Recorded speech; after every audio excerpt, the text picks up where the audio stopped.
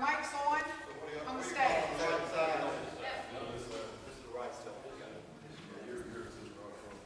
Johnny? Is that?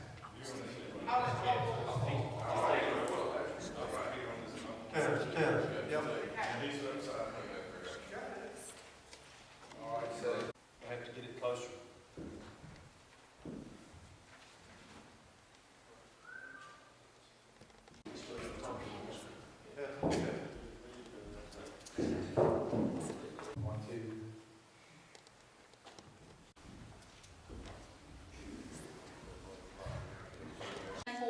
At the age of 42, Leonardo was commissioned by the Duke of Milan to decorate the dining room of the convent church of Santa Maria del Grazie in Milan, Italy.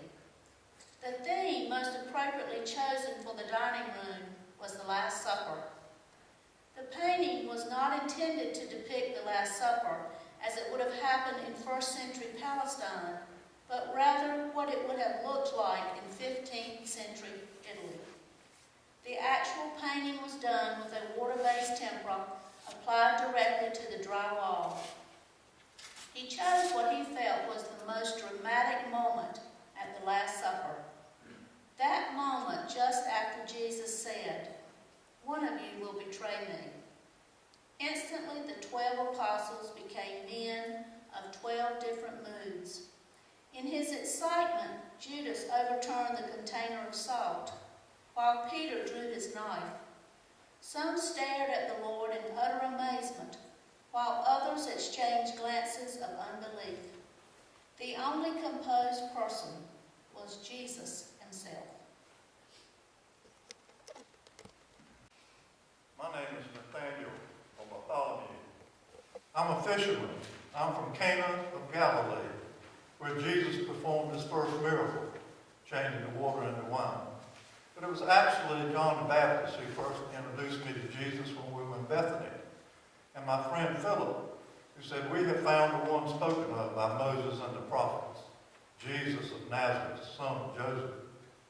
And I wondered, why would God send the Messiah to such a small and insignificant village as Nazareth? And my friend Philip said, "Come and see for yourself." When I saw Jesus, he said, "Behold, an Israelite in whom there is no guile." I said, "How do you know me?" He said, "I knew you even as you rested under the fig tree." And I remember my mother placing me under a fig tree to protect me from the hot sun. So I knew then he was proclaiming to have known me since the day of my birth. And I said, "Rabbi, Son of God, King of Israel." And I've followed him every day since. And now, in a ceremony that will replace our Passover, he's saying that one of us will betray him. Now, how can that be? A traitor among friends. I pray it's not me. Is it I? Is it I, Lord? Jesus called me, I belong to a hot-headed, bloodthirsty revolutionaries known as zealots. Our goal is to crush Rome and reestablish her in all the Israel. Reestablish Israel in all the glory as in the days of Solomon. Yet Jesus speaks of a spiritual kingdom. He has changed my mind and now has my total allegiance. He has shown me that the only real and lasting conquest is the conquest of the heart. I have, militarily speaking, completely and unconditionally surrendered myself to him. I will think, serve, obey, and love as he does. This surrender has not imprisoned me, but has actually set me free for the first time in my life. I am no longer afraid of Rome. She is mighty, but God is almighty. And he will conquer her through eternal love revealed through us through Jesus Christ. Now, however, there is a spiritual Roman among us, one who will attempt to conquer by force rather than by love. Who can it be? Matthew the publican, Peter was brother, or is that I, a former zealot? Is it I?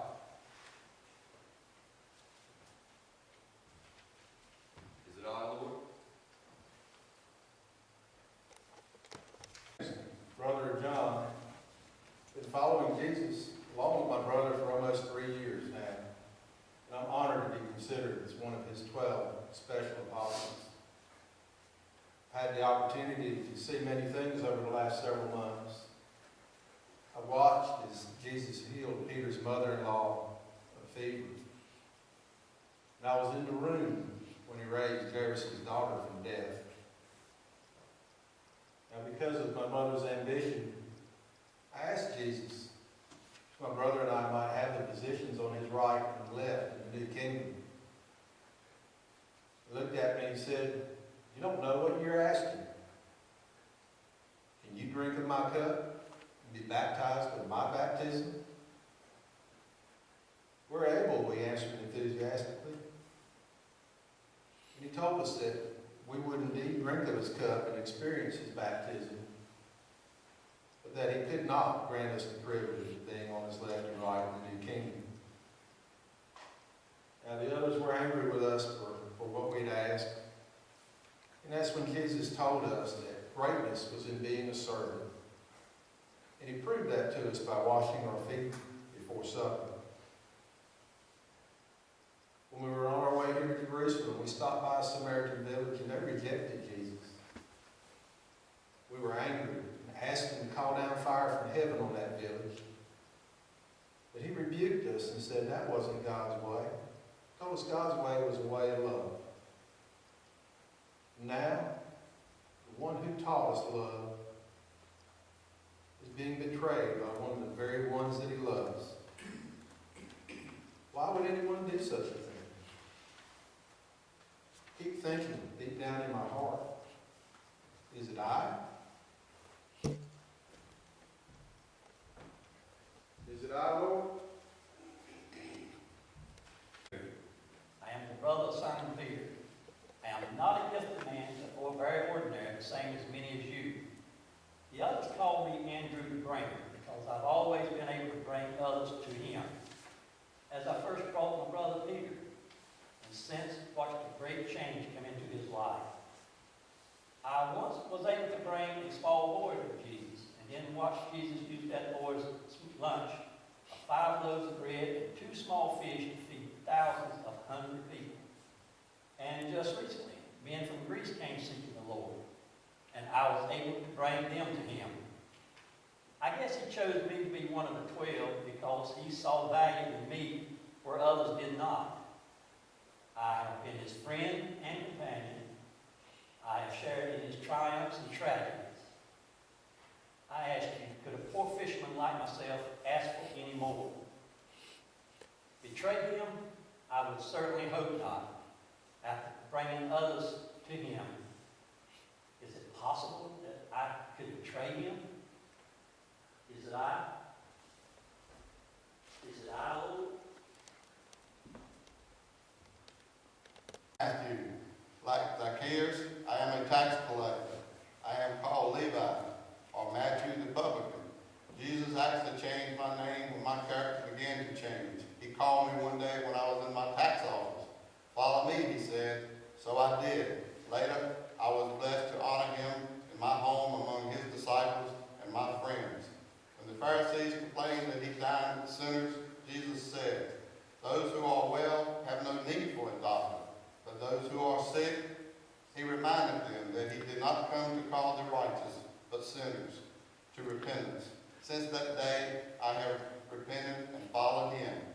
I have studied our scriptures closely, and I am convinced that Jesus is the fulfillment of every prophecy about the coming Messiah. I have listened to his sermons and hope to someday write a book proving that he is the Messiah. I want to record his great sermon on the Mount, which is good news for me. It is a new gospel, a new king, and yet he had just spoken bad news that one of us will betray him. Will he suspect me because I was once a tax collector? Do I suspect myself? Is it I?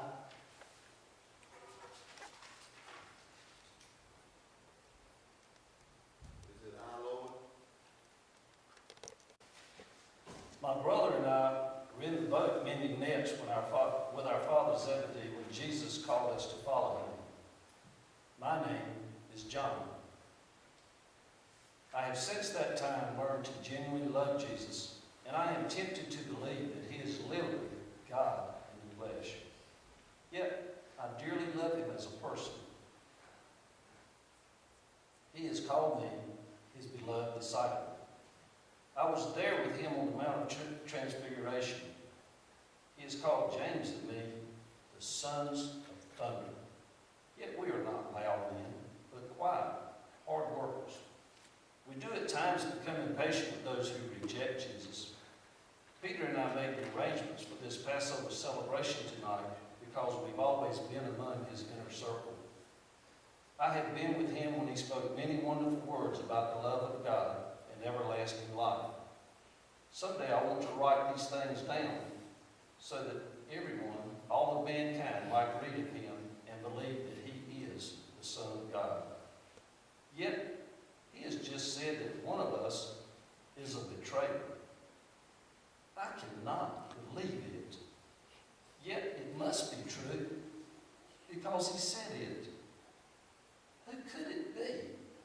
Surely not my brother, or Peter, or Andrew. Could it be John, this beloved disciple? Is it I?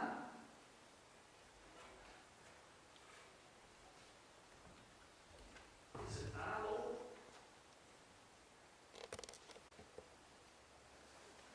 My name is Philip. I came from Staton in Galilee. I first followed Jesus when he called me in Bethany. Shortly after, I brought my friend Nathaniel, who also followed Jesus. My faith in God has certainly grown over the years. The day he fed 5,000, I remember asking, where could we find enough bread? I didn't know that Andrew was already bringing the boy with a small lunch that would feed the thousands. I've always wanted to know more about the nature and person of God. When Jesus began to tell us that God was our Heavenly Father, it was almost beyond understanding. But now I'm starting to understand.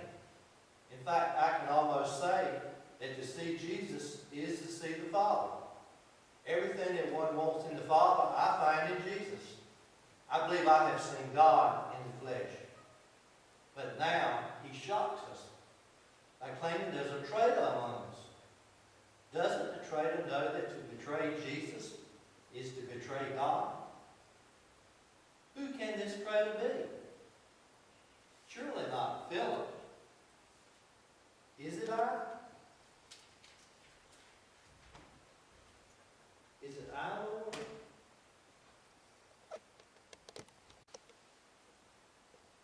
All of the others came from Galilee, but my home is the town of Carriot in Judea. I am known as Jesus of Iscariot, and the only Judean in the group. These men trusted me enough to make me their money keeper, and Jesus must have believed in me as well to make me one of the chosen 12. I really don't know. There's so much I don't understand.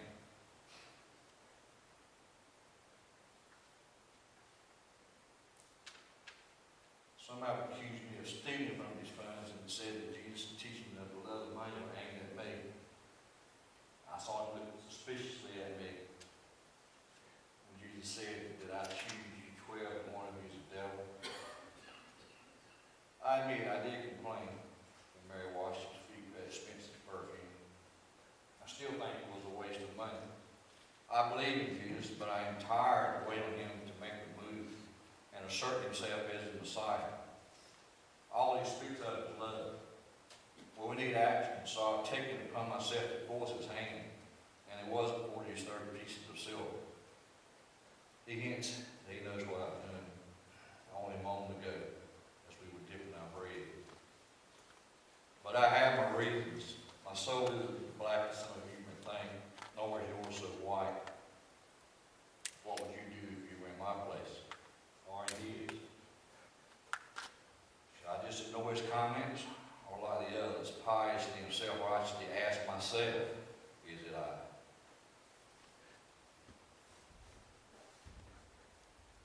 Is it I, Lord?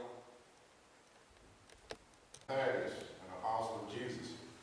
Jesus chose 12 of us to become the cornerstone of the new kingdom, just as the 12 tribes were the cornerstone of the old Jewish kingdom. Though he selected me, I feel unworthy to be numbered among such a crowd. I well remember the day. After a night of prayer, he called us to him and gave us authority over unclean spirits and the power to heal every kind of disease. He sent us out to preach of his coming kingdom. We were to be as wise as serpents, but innocent as doves. We were like sheep among wolves. I was in Jerusalem when he spoke great words. Come unto me, all of you that labor and are heavy laden, and I will give you the rest. Take my yoke upon you and learn of me, for I am meek and lowly at heart, and you will find rest for your souls. For my yoke is easy and my burden is light. And now, he who comes to share burdens has a burden thrust upon him. Who is the traitor? The man we least expect? Or will all of us turn against him tonight? Philip? Judas? Is it I? Is it I, Lord?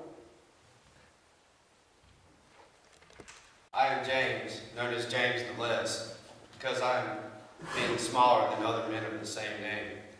My father's name was Alphaeus. Our family is a proud one, tracing its ancestry back to the tribe of Gad, one of the 12 sons of Jacob. I will never forget the day I first saw Jesus. I was passing by the Jordan where John was baptizing and stopped out of curiosity for a closer look. I was just in time to see John baptize the Master. Immediately following, the heavens opened and the Spirit of God came down to him in the form of a dove.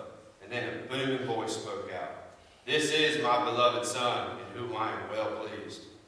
Later, Jesus called me to follow him, and I did just that. Months later, I became one of his chosen 12 apostles. I've been honored to walk, talk, and learn from him since that time. But now, one of us would betray him? Surely this is madness. But one would have to be out of his mind. But I keep asking myself, is it I? Is it I, Lord? High times called didymus, which means twin. Although I'm not a negative person, I do demand proof before I believe anything. I'm not a man of doubt, but I like to think myself as a man of daring. I remember the days when we heard the death of Lazarus. When Jesus decided to go to him, some disciples hesitated because of the dangerous growing opposition to Jesus in Bethany. But I rebuked them, saying, "Let's go and die with him." Why do people remember my death and not my daring and my faith? I remember his great sermon on the Mount. I can almost see him opening eyes of the blind. Yet, with all his great works, opposition had grown to a magnificent size. His enemies are determined to destroy him. Why? Because the God of whom he speaks was greater than their petty little gods. He would bring us up to God, while his enemies would cut down God to their size. He would make us servants of God. They would make God their servants. But now he says there's a traitor among our ranks. Is he speaking to me? Is he referring to me? Is it I? Is it I? We were fishing one afternoon on the Sea of Galilee when Jesus walked by and said, "Follow me and I will make you fishers of men." Immediately we dropped our nets and we followed him. One day later we were fishing one night, all night long, and caught nothing. He sent us back out again and told us to lower our nets one more time. Though we were reluctant, our disbelief soon disappeared when we brought up an unbelievable catch. On reaching the shore, I fell before him crying, "Leave me, Lord, for I'm a sinful man." From that moment on, we learned that we would be fishers of men. It was then he changed my name from Simon to Peter, which means rock. But later, when I tried to interfere with him going to Jerusalem, he looked straight at me and said, "Get behind me, Satan." So I guess I'm a mixture of good and bad. But I want him to know that I love him. Tonight when he spoke of betrayal, I pledged my life to him. Peter's response was frightening. "Before the rooster crows twice, you will have denied me 3 times, he said. He's praying for me because he said Satan wanted to sift me like wheat. I feel so unworthy to be with him. Will I disown him tonight? Will he deny me? Will he close me from his kingdom? Was he referring to me when he said, one of you will betray me? If I knew who that scoundrel was, I would pierce his heart. God, please don't let it be so.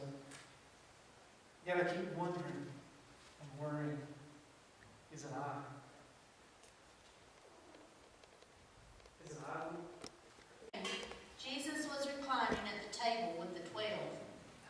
And while they were eating, he said, I tell you the truth, one of you will betray me.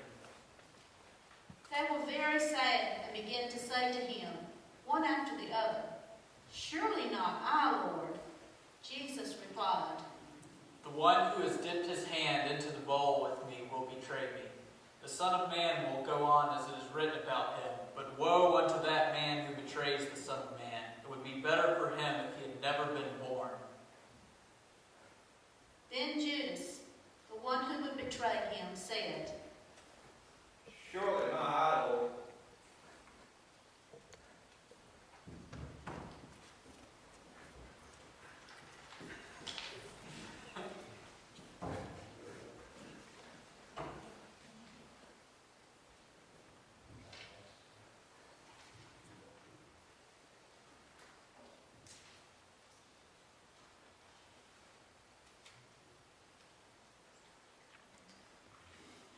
While they were eating, Jesus took bread, gave thanks, and broke it, and gave it to his disciples.